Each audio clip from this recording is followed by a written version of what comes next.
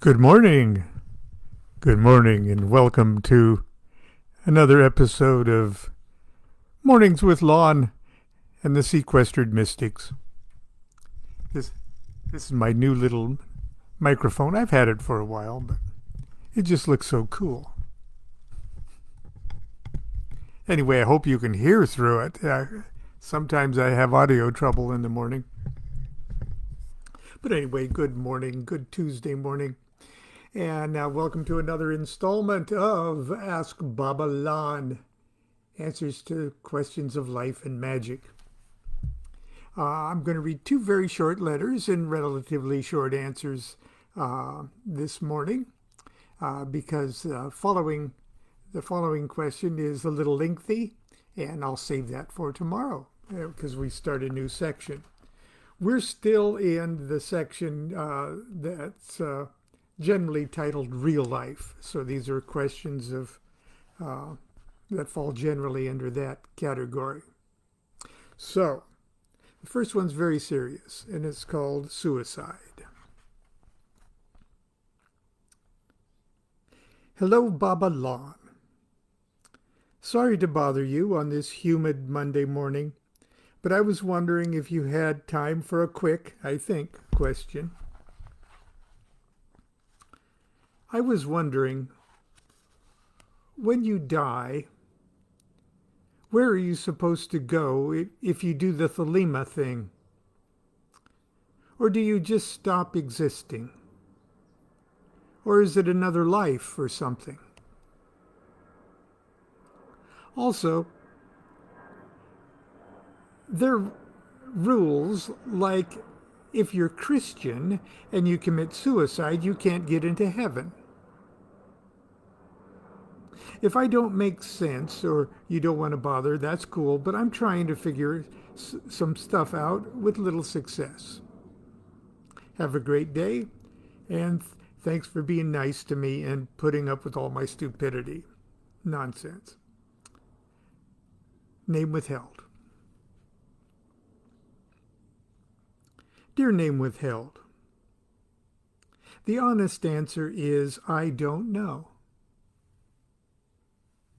And neither does anybody else. The book of the law says, I feast, rejoice, there is no dread hereafter. Now, does that mean there is no dread hereafter? Or there is no dread hereafter? Or both? Or something altogether different? One thing we as Thelemites do deal with is the concept of the continuity of the consciousness of the continuity of existence. The question of whether or not we retain the consciousness of the continuity of our existence, or if it is something that needs to be developed over time and incarnations, I don't know. The Egyptians and the Tibetans seem to suggest it is something to shoot for. I don't believe in the classic Christian concept of heaven and hell. I do, however, know that we don't understand the nature of consciousness, and that in altered states of consciousness, such as the death coma, time does not behave the way it does when we are fully alive and not in the death coma. I believe that pleasant or unpleasant experiences can occur to us depending upon the state of mind of the expiring individual. I believe we all have the right to die when and how we will, and that suicide is not in every case the wrong exit method. However, I believe if a person commits suicide while his or her mind is unbalanced or tormented or fearful, that increases the chances of unpleasantness during the death coma and would likely interfere with the natural flow of things. In other words, I believe if one is resolved to end one's life, one should be joyful and at peace with the idea that this is absolutely the best moment to begin a new and wonderful adventure. However, if we were doing it because we're bummed out, we're probably just going to make things worse. I hope this has been helpful. Baba Lon. And the next letter, and the final letter for this morning, will be a little short this morning. Why am I doing this stuff? There's a GIF right now. Why am I doing this stuff? Dear Baba Lon, I'm hoping you may be able to point me in the right direction. I'm trying, without proper direction, to turn my nearly worthless ass into a half-decent magician. I can say that right now. I'd even settle for kind of a magician. At 40 years old, I need to do something. Right now, I've structured my own program. I think, anyway, by reading and attempting to work through a variety of books, including a nice collection of your work. Thank you very much. The thing is, I have no idea what I'm doing. I'm starting to develop some sense of order out of the madness. But I know I'm going to need some guidance. I'm not even sure what to expect from a ritual like the Lesser Banishing Ritual of the Pentagram. Although a sense of peace and stillness certainly arrives. That brings me to the purpose of writing you. I really don't know anyone else anywhere that would know the answer to this.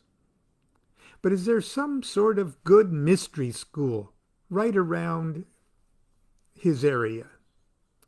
I won't say what area it was, but he gives a geographic location. Am I being premature in thinking about affiliating?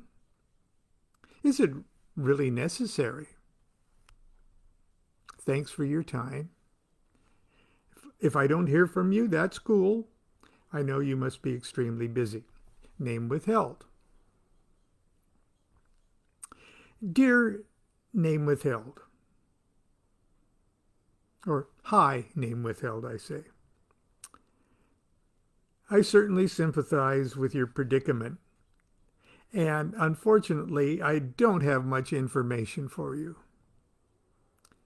There's a fine OTO body in your town that may be the closest OTO body. Even if you were to affiliate with a magical group, however, you'd still be doing the essential work by yourself. If it's any comfort to you, please know that no magician on earth, if they are sane and truthful with themselves, will confess to being anything other than kind of a magician. It's good that you've structured your own program, and believe me, it may be years, perhaps never, before it dawns on you why you are doing this stuff. The basic rituals are designed as metaphors of your evolving, expanding consciousness. Getting comfortable with the pentagram rituals is you getting comfortable in the world as it appears. A flat earth with a sun that comes up and goes down. The pentagram helps you master the elements of that world. It's basic, it's simplistic, and inaccurate. It's an inaccurate view of the universe and your place in it. But you have to start somewhere. Moving to the hexagram rituals should expand your consciousness from the earth to the sun. Other rituals expand you beyond that. Whenever you think you're not going anywhere with this stuff, ask yourself if you'd trade places with the you of 10 years ago, or 5 years ago, or even last month. You're too close to yourself to know what you know. That's why teachers teach, to find out what they know. You're too close to yourself to be aware of your own changes in consciousness. Is there a local bar you used to frequent in your 20s but haven't visited in years? Pay it a visit, if you dare. And tell me you don't feel like Christian fucking Rosencreuz compared to the poor souls trapped in the smoky amber of that landlocked ship of fools.